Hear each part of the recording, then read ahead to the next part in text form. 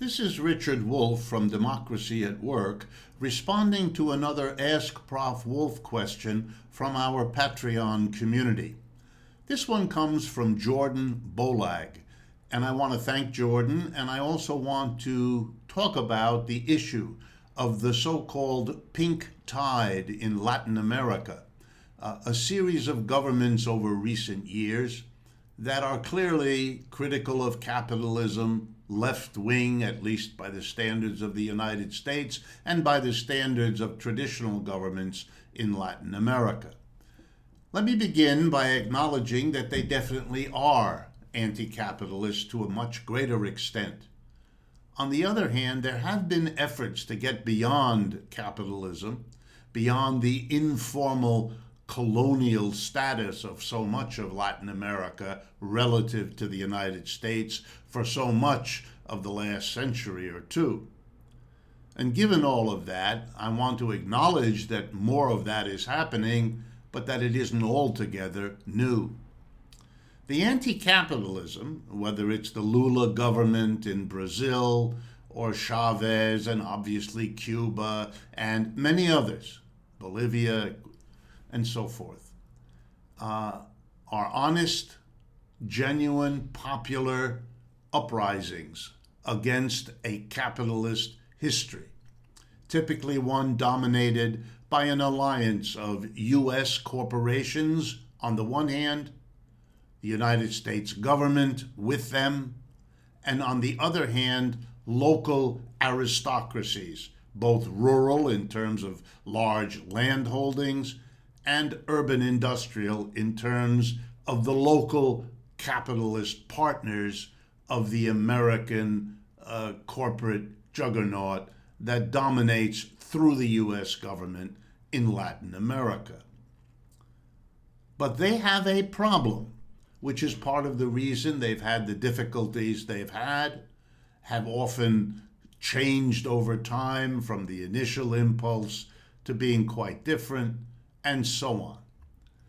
Part of their difficulties are the same ones these efforts have had for 2 centuries.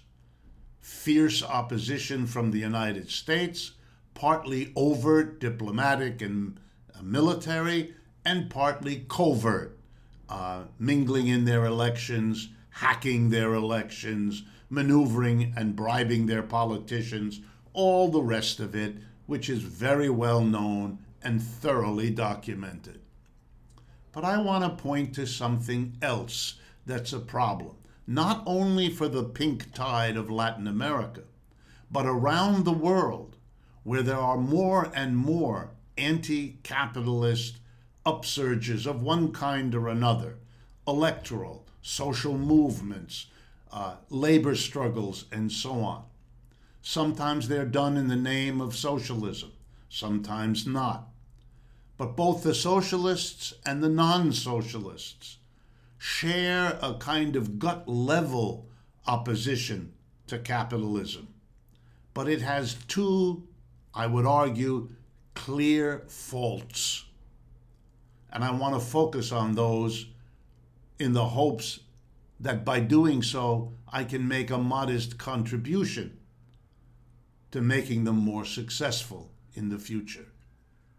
The first flaw is an inadequate attention to the problem of understanding in a systematic and critical way what capitalism is these days, what its problems, internal contradictions, and weaknesses are. Far too little attention is paid to doing the theoretical and empirical work, much of it already done in and by the Marxist tradition and the broader socialist tradition. That has to be absorbed and built upon.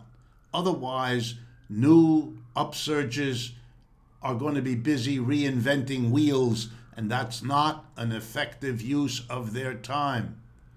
They should be adding to and building on. And whatever the failures of earlier efforts, Marxist and socialist, that's not a reason nor an excuse not to learn all that they figured out, all that they learned as a basis for strategizing now. And the other big problem to be solved is the fact that socialism and Marxism themselves are currently in a kind of crisis of their own. The old definitions of the 20th century that both of those traditions focused on, those are a problem. The notion, for example, that what socialism and Marxism are about is a greater economic role for the state has to be questioned. The failure of 20th century socialism and Marxism, despite many successes, the failure to transform the workplace, to literally bring socialism and democracy right into the heart of enterprises, whether they're owned privately or by the state, is really something that means that modern socialism is trapped. Leery and worried about reproducing the problems of excessive state power in the 20th century socialist experiments, particularly Russia and China. Leery of that for good reason, wary of that for good reason. There's nonetheless a lack of clarity about where else to go, what else modern 21st century socialism could and should focus on. My own offer is that it is possible to redefine a socialism for the 21st century that does not reject what was learned and achieved in the 20th, breakthroughs that make post-capitalism a good step closer. Planning, government focusing of public and private resources. These achieved breakthroughs in public health, in education, in the rate of economic growth that should be built upon, coordinating individual enterprises. But the failure to democratize the enterprise itself, to give the working class finally the control over their own workplaces in a democratic arrangement, that failure is what left the state with excess power. That failure is what led to missing out on mobilizing the energies of everyone beyond the early post-revolutionary stage. And a focus on democratizing the enterprise enlists everyone in the building of socialism and not leaving it to the state apparatus.